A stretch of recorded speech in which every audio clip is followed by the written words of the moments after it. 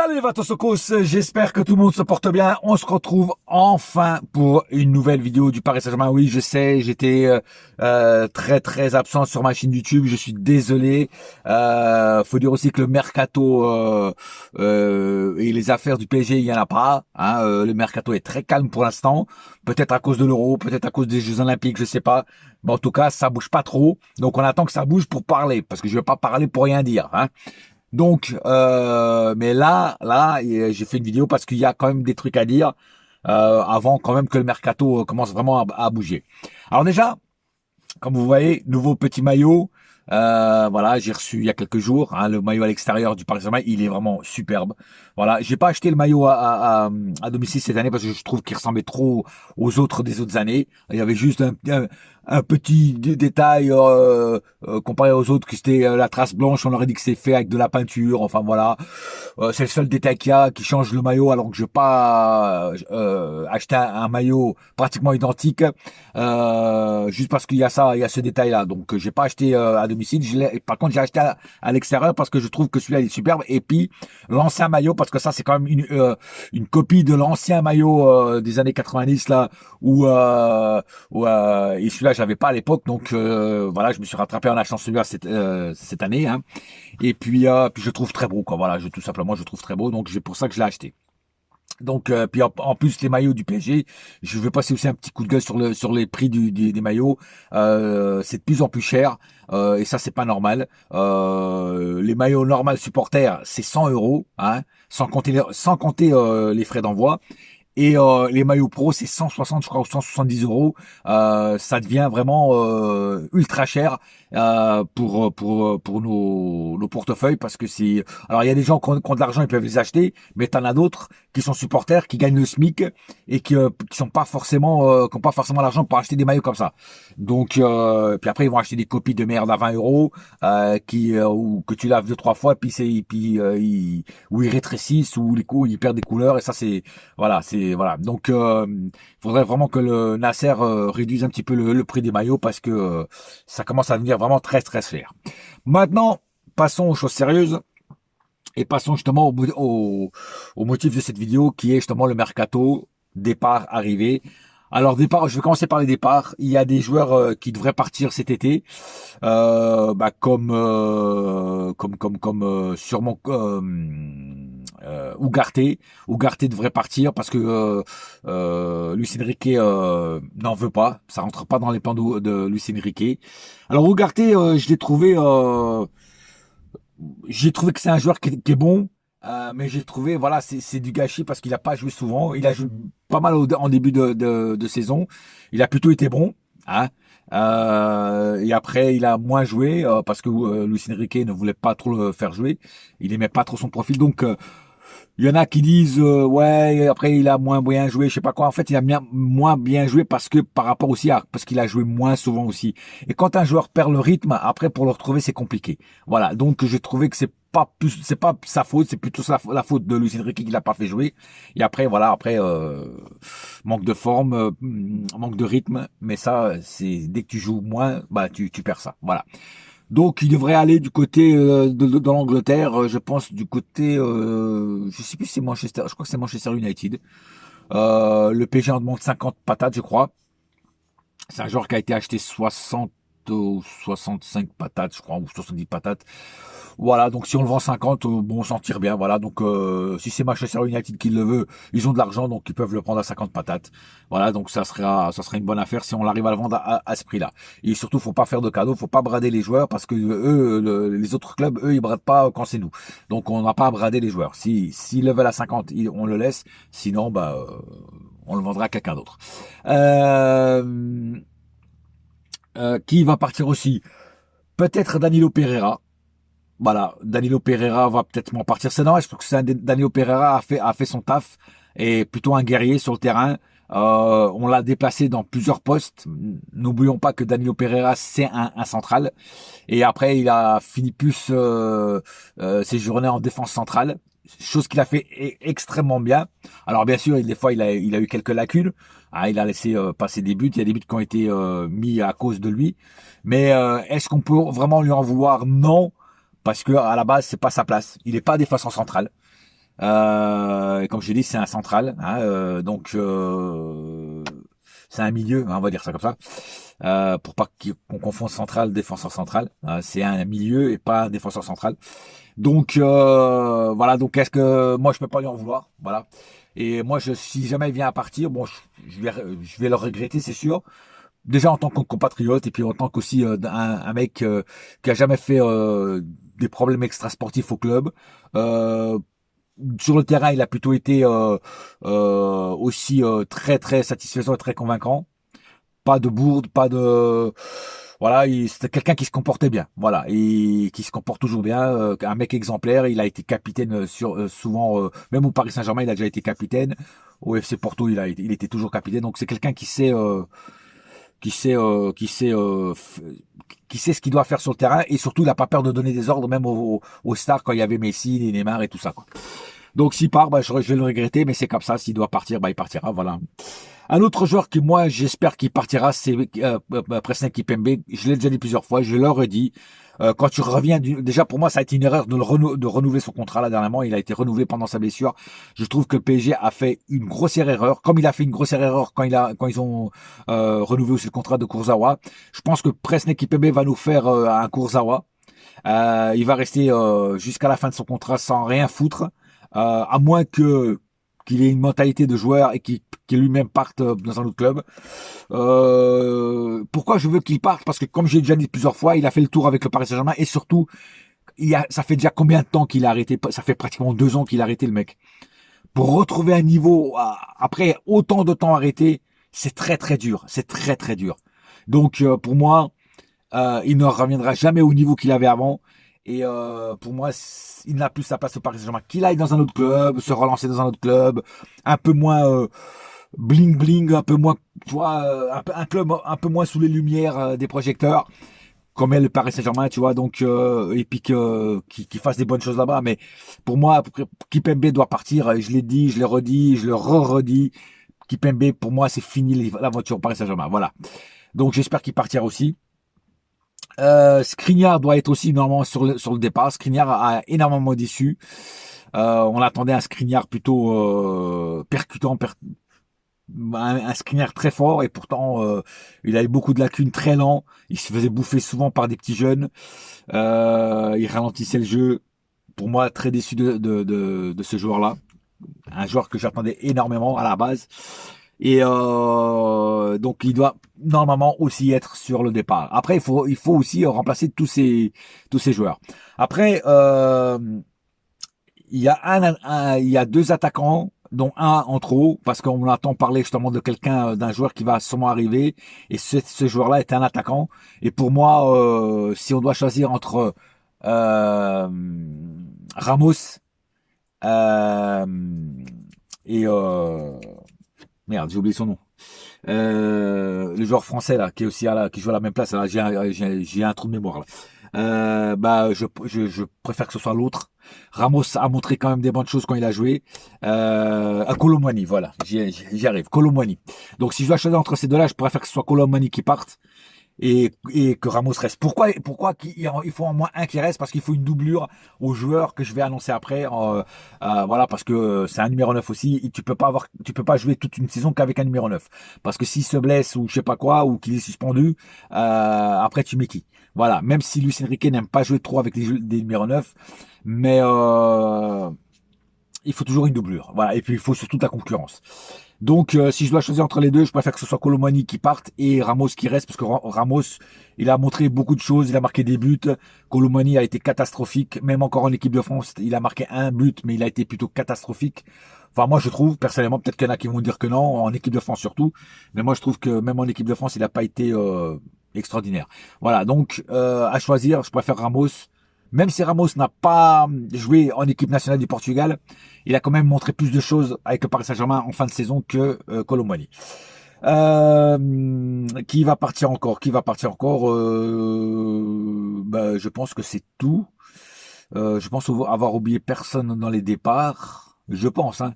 Après, peut-être que j'en oublie un. Hein, il y en a tellement que bon, voilà. Asensio devrait rester, je pense. puis les autres aussi, hein, je pense que Ruiz devrait rester parce que vu l'Euro qu'il a fait, il devrait rester, mais j'espère qu'il fera aussi bien qu'en équipe nationale, parce que là, en équipe nationale, on aurait dit que c'était pas le même Ruiz. Donc j'espère qu'il fera la même chose au Paris Saint-Germain. J'ai de l'espoir, donc lui, normalement, devrait rester. Bien sûr, Marquinhos, Vitinha, tout ça, ça reste, ça c'est sûr.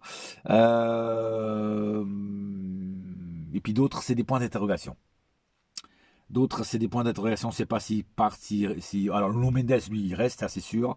Vu aussi l'euro qu'il a fait, il doit rester. Il a fait un sacré euro. Et puis les autres, on ne sait pas.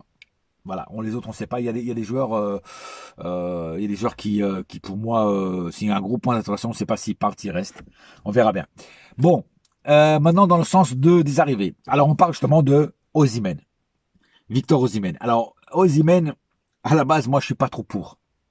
Je vous dis franchement, je suis pas trop pour faire venir ce joueur. Parce que oui, c'est un bon joueur, mais il a aussi beaucoup de lacunes. Il a quelques lacunes.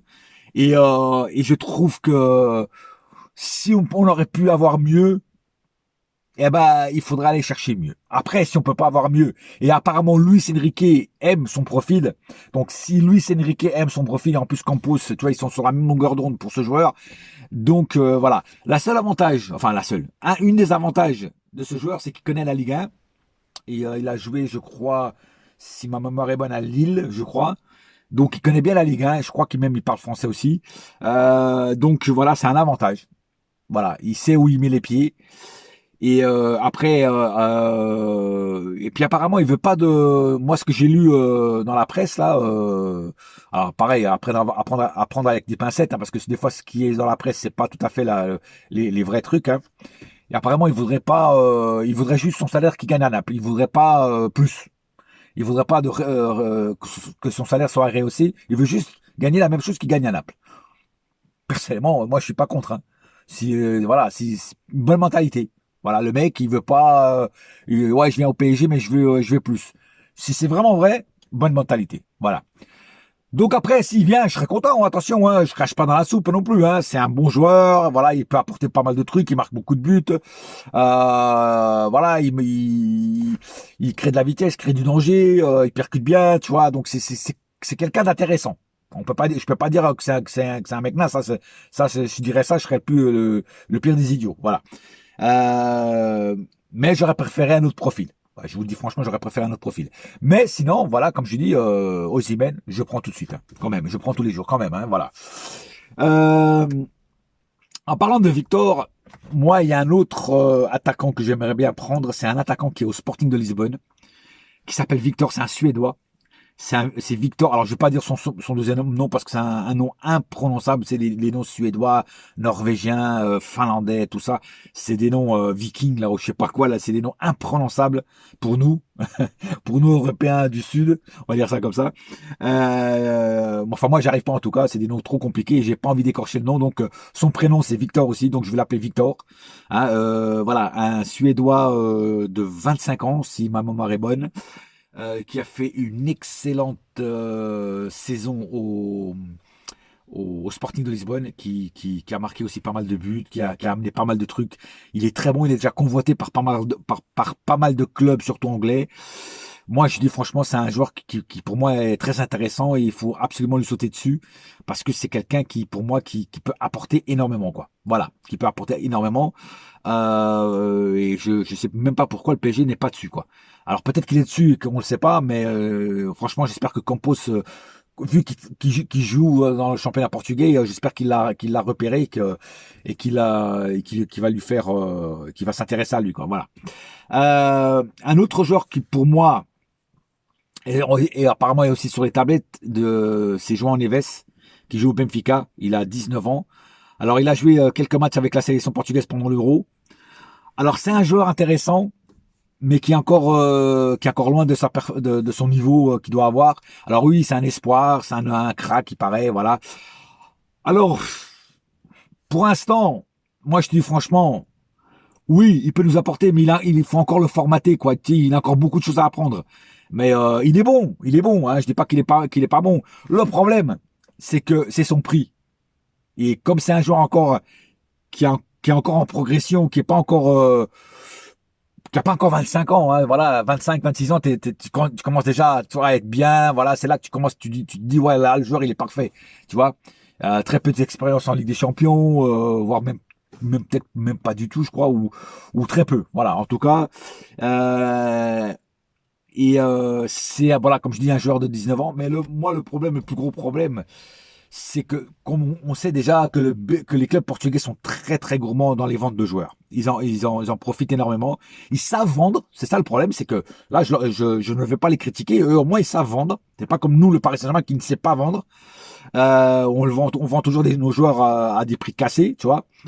Et type discount, type tu vois.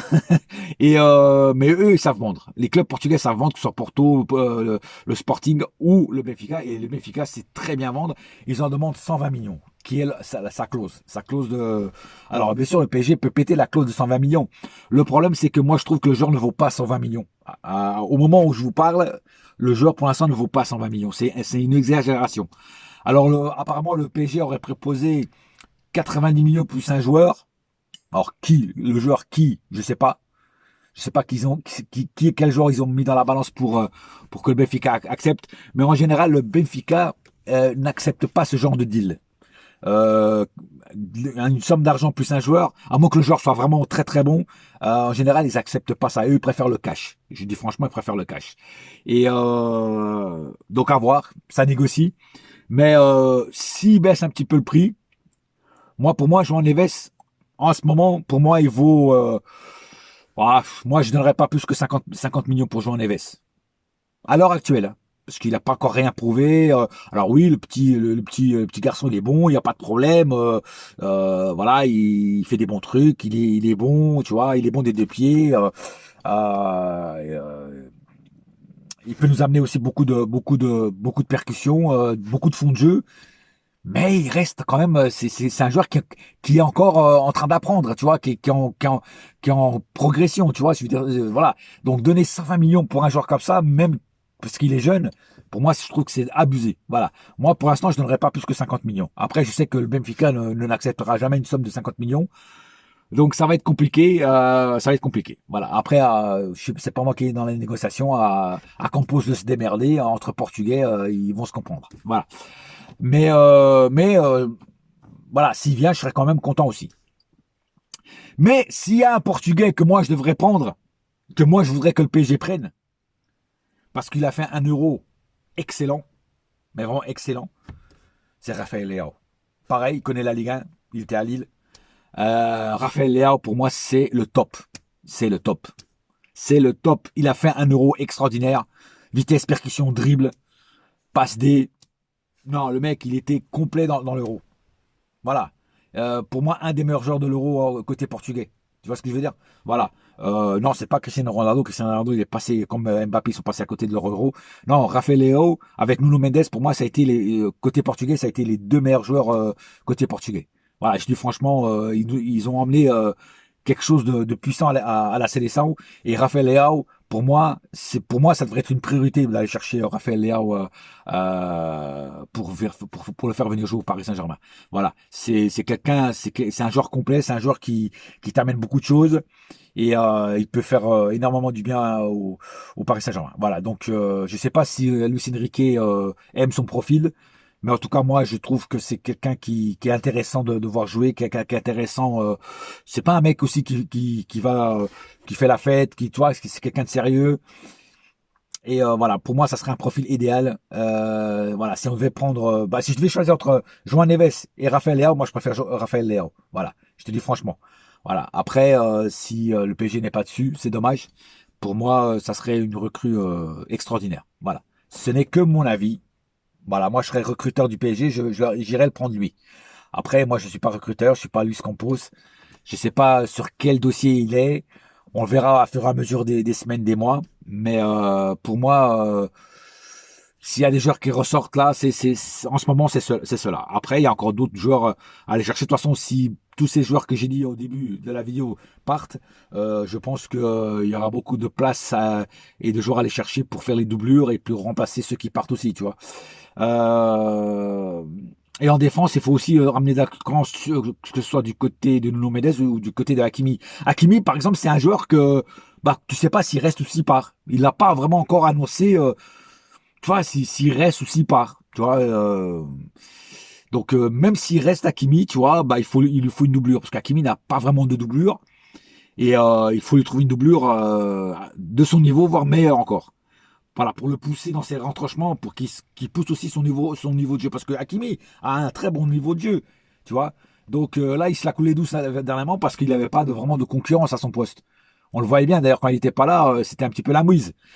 Donc voilà, il faut lui trouver une doublure, mais une doublure de haut de gamme. Voilà. Et voilà, donc c'est ces joueurs-là que j'espère que Solaire va partir. Alors on n'entend pas parler de Solaire, on n'entend pas parler qui va partir ou quoi, mais j'espère qu'il va partir aussi. Ça c'est un des joueurs que j'espère et que tout le monde espère qu'il va partir parce que c'est une catastrophe ce joueur aussi. Voilà. Donc voilà, moi pour l'instant c'est question mercato, c'est ce que je vois. Dans le sens des départs, c'est les joueurs que je viens de dire, et dans le sens des arrivées, pour moi c'est cela que j'irai prendre pour l'instant.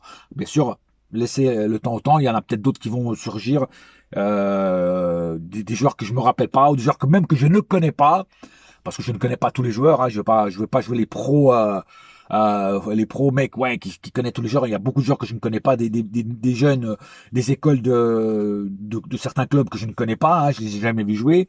Je veux pas dire ouais, je connais, machin. Non, je suis pas comme ça. Moi, quand je connais, je le dis. Quand je connais pas, je dis direct, je ne connais pas. Voilà. Donc on va attendre et puis on verra ce que ça donne, mais on verra. Pour l'instant, la seule recrue qu'a eu le PSG, c'est le gardien de but, là, le russe. Bah, de reste, voilà. Après, apparemment, il y aura une concurrence dans les gardiens. Donnarumma, apparemment, pour l'instant, n'est plus numéro un.